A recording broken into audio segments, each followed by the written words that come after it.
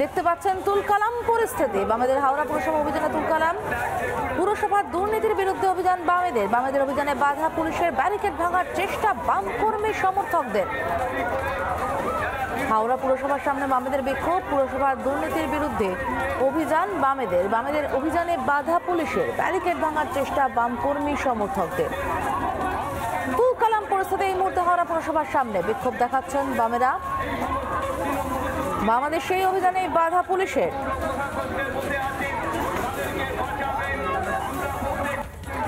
Barricade ভাঙার চেষ্টা বাম কর্মী সমর্থকদের।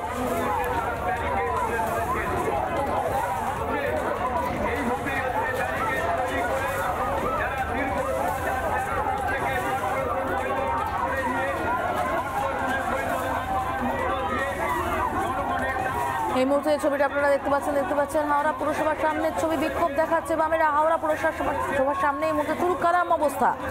পুরসভার দুর্নীতির বিরুদ্ধে অভিযান দেখতে পাচ্ছেন, ব্যারিকেড করে দেওয়া হয়েছে। একেবারে মানুষের উচ্চতার সমান ব্যারিকেড তৈরি করা হয়েছে, যে ব্যারিকেড টপকানোর চেষ্টা করছেন বাম কর্মী সমর্থকেরা। বামেদের পুরসভা অভিযানকে কেন্দ্র করে এই মুহূর্তে তুলকালাম পরিস্থিতি। হাওড়া পুরসভা অভিযানে তুলকালাম কর্পোরেশন বাঁচাও অভিযান, যাকে কেন্দ্র করে এই মুহূর্তে হাওড়া পুরসভার সামনে উত্তেজনা।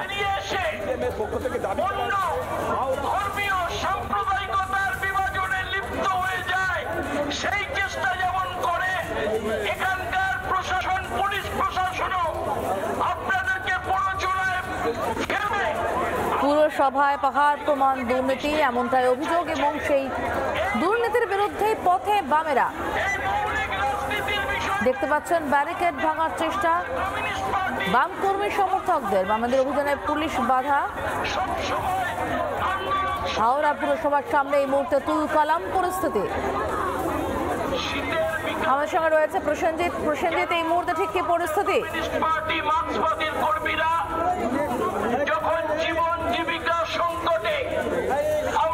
একেবারে পুলিশের সঙ্গে প্রথমত ব্যারিকেড তারা মিছিল করে আসে, এবং বিভিন্ন যেহেতু হাওড়া কর্পোরেশনের বিভিন্ন দুর্নীতি, সেই দুর্নীতির হয়েছে, এবং সেই দুর্নীতিকে বাঁচাও কমিটি ডেকে সিপিআইএমের পক্ষ থেকে আজকে এই অভিযান চালায়, এবং অভিযানে বেশ কিছু নেতৃত্বরা রয়েছে, জেলা নেতৃত্বরা রয়েছে, এবং তারা আমি একটু জানার চেষ্টা করবো আজকে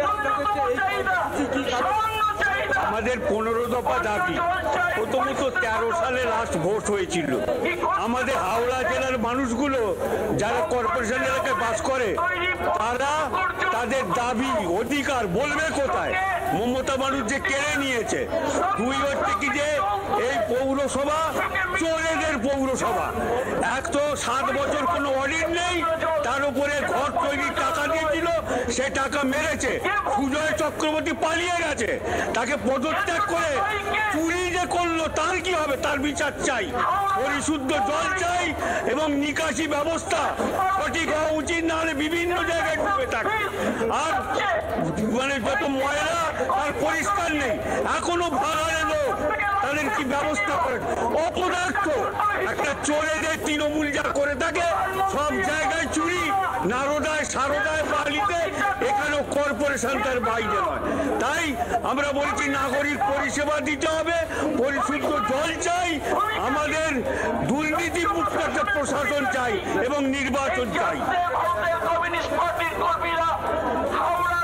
শহরের মানুষেরা এখানে এসছেন, কোনো অন্যায় করেছেন, বামফ্রন্টের আমলে রাস্তা হয়েছে, সেই প্রসেনজিৎ আমাদেরকে ছবি তুলে ধরছিল। প্রসেনজিৎ, দুর্নীতির কথা তো শুনলাম, সেই দুর্নীতির টাকা কি হলো তারই পথে একেবারে সেই দুর্নীতির টাকা কোথায় গেল? এলাকায় কোনো উন্নয়ন হয়নি, এবং সেই উন্নয়নের নিরিখে মোটা টাকা নিয়েছে হাওড়া কর্পোরেশনে, এবং কর্পোরেশনের যারা আধিকারিকরা তারা কিন্তু ইতিমধ্যেই যেহেতু সুজয় চক্রবর্তী বোর্ড ছেড়ে পালিয়ে গেছেন, এরকমটাই দাবি করা হচ্ছে সিপিএমের পক্ষ থেকে। একদিকে যেরকম ব্যারিকেড করে রাখা রয়েছে, এবং অন্যদিকে যেভাবে একদিকে ব্যারিকেড করে রাখা, একদিকে পুলিশের আধিকারিকরা, একদিকে সিপিএমের আধিকারিকরা, তারা কর্মীরা তারা যেরকম আন্দোলনের মধ্য দিয়ে তারা রয়েছে এবং অন্যদিকে তারা এখন বিক্ষোভ সমাবেশ করছে এবং বিক্ষোভের মধ্যে তাদেরকে যে দাবি সেই দাবিটাকে স্বচ্ছ দাবিটাকে তারা তুলে ধরার চেষ্টা করছে। যেহেতু দীর্ঘদিন ধরে হাওড়া কর্পোরেশনে ভোট নেই এবং ভোট না হওয়ার ফলেতে এলাকায় কোনো নিকাশি ব্যবস্থা হয় না, এলাকার কোনো রকম কোনো কাজ হয় না, তারই প্রতিবাদেতে আজকে এলাকায় জলমগ্ন হয়ে রয়েছে একাধিক ওয়ার্ড। এই শীতের সময় যদি এলাকায় জলমগ্ন হয়ে থাকে তাই নজর রাখো প্রসেনজিৎ, আবারও পরে আপডেট নেব তোমার কাছে। আপাতত ধন্যবাদ। এই মুহূর্তে নজর রাখতে হচ্ছে কল্যাণীতে। কল্যাণীর গয়েশপুরে তৃণমূলের কোন্দল। গয়েশপুর সহ তৃণমূল নানা ধরনের কন্টেন্ট দেখার জন্য লাইক করুন, শেয়ার করুন আমাদের ফেসবুক পেজ, সাবস্ক্রাইব করুন আমাদের ইউটিউব চ্যানেল। পাশাপাশি অন্যান্য ব্রেকিং নিউজের জন্য অবশ্যই চোখ রাখুন রিপাবলিক বাংলায়।